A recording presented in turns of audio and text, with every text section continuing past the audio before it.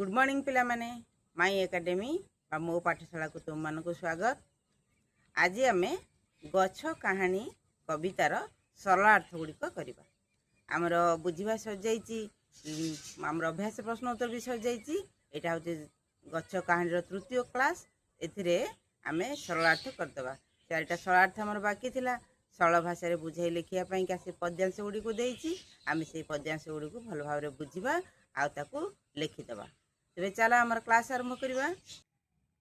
देख प्रथम नंबर देती प्रश्नटी कौन देती आग तुम देख कविताटी को आउ थे पढ़ तले दि जाइथिबा पद्यांशरू जहाँ बुझिल बंधु मानक सह आलोचना कर लेख।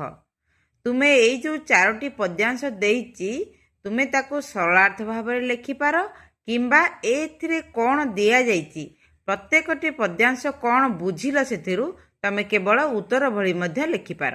तेबे मु एटी को सरलार्थ भाव में लिखिदेछि तुम्हें तुम निज इच्छा अनुसार एटी को उत्तर लिखिपार। देख प्रथमटी अच्छी एक नंबर रे क्षीर नुहे तो लोतक धारारे नयनु झरई मोर। ताले एई पद्यांश रे कौन लेखा है मुझे को लिखिदेछि तुम पढ़ेदेवी तुम मानकू तुम मैंने ताकू भल भाव में पढ़ब आउ बुझब तापरे निज भाषा रे लेखिब। अच्छा सरलार्थ किपर लेखा जाए तो तुम माने जानिछ। पद्यांशर प्रथम दुईटी अक्षर आउ शेष दुईटी अक्षर को यही भाव में लिखिदबा। तापर लिखिबा उक्त पद्यांशटी आम साहित्य बहिर गछ कहानी कवितारू आसीअछि। एठारे कवि डॉक्टर रामचंद्र नायक गछर दुख विषय रे वर्णना करिसंती। तापर तळ धाड़ी को लिखिबा सृष्टि को बंचाई रखिबाकू गछर आवश्यकता कौन ताहा बुझाइबाकू जाई गछ निजर दुख बा जंत्रणा कथा मध्य वर्णना करुछि। गछटी कहुछि हे मोर भौणी भाई माने तुमे माने मो गछरु जेते इच्छा सेते फल खाइपार। मोर सेथिरे किछि आपत्ति नाही किंतु फल तोलिला बेले सावधानतार सह आउ आदरर सह तोल। मन इच्छा डाल को टाणी ओटारी फल तोलिले मोर डाल भांगी जाउछि सेथिरु क्षीर बाहरुछि जहा द्वारा मते भारी कष्ट हेउछि। मो शरीररु बाहरुथिबा एई तरल पदार्थ क्षीर नुहे ताहा मो आखिरु जंत्रणा रे बाहरुथिबा लोतक बा लुहर धार। तेणु तुमे माने फल तोलिबा बेले सावधानतार सहित तोल आ मन शांति करी खाओ। उपरोक्त वर्णनाटी यथार्थ अटे। दुई नंबर रे अछि धरणी हसिले आम परिवेश हेबो नाही हत सिरी। एई पद्यांशर अर्थ कौन देखिया चल मु कौन लिखिछि। सरल अर्थ जेपर लेखा जाए सेमति लिखिबा। तापर लिखिबा उक्त पद्यांशटी आम साहित्य बहिर गछ कहानी कवितारू आसीअछि। एठारे कवि डॉक्टर रामचंद्र नायक कौन कले आम परिवेश हतसिरी हेब नाही से विषय रे वर्णना करिसंती। ता परधाड़ी लिखिबा परिवेश सुस्थ रहिले मनुष्य पशु पक्षी समस्ते सुस्थ रहिबे। परिवेश को सुस्थ रखिबा को हेले आमको गछ लगाइबा को पड़िबो जहा फल रे चारियाड़ सबुजिमा रे भरी जिवो। गछ न रहिले जीव जगत बंचिबा असंभव। गछ बिना समग्र पृथ्वी टांगरा भूई रे परिणत होइजिवो। समग्र परिवेश हतसिरी होइजिवो। पृथ्वी को बंचाई रखिबा पई गछर आवश्यकता अपरिहार्य। मनुष्य पशुपक्षी मानक द्वारा सृष्टि होउथुवा विष को पान करी प्रतिबदल रे गछ आमको अम्लजान रूपक अमृत प्रदान करिथाए। तेणु गछ लगाई धरणी को सबुजिमा रे भरिदेले आम परिवेश हतसिरी हेब नाही। ता तळ धाड़ी को लिखिबा उपरोक्त वर्णनाटी यथार्थ तथा वास्तवधर्मी अटे। एबे चल देखिबा 3 नंबर कौन लेखाई पद्यांशटी मो फल खाइकी मोहरी आगरे शपथ कररे रही।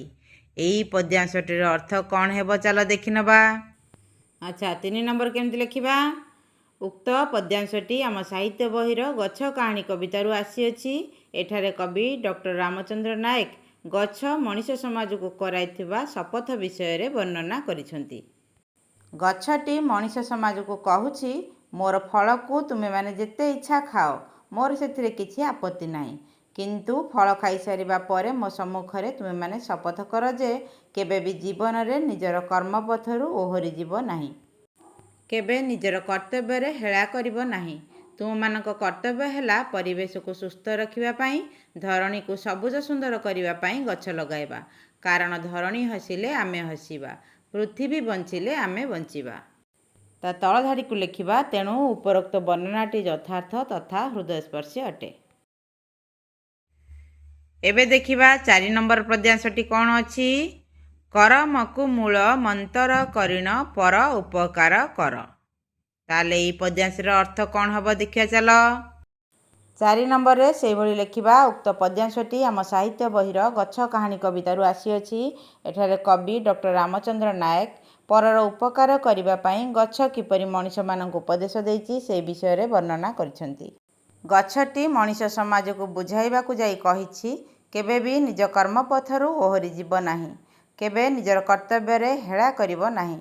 ଗଛ ଯେପରି ନିଃସ୍ୱାର୍ଥପର ଭାବରେ ସମସ୍ତଙ୍କର ଉପକାର କରିବାକୁ ଯାଇ ନିଜକୁ ସମ୍ପୂର୍ଣ୍ଣ ରୂପେ ସମର୍ପଣ କରିଦେଇଛି, ମଣିଷମାନେ ସେହିପରି ପରର ଉପକାର କରିବା ଉଚିତ।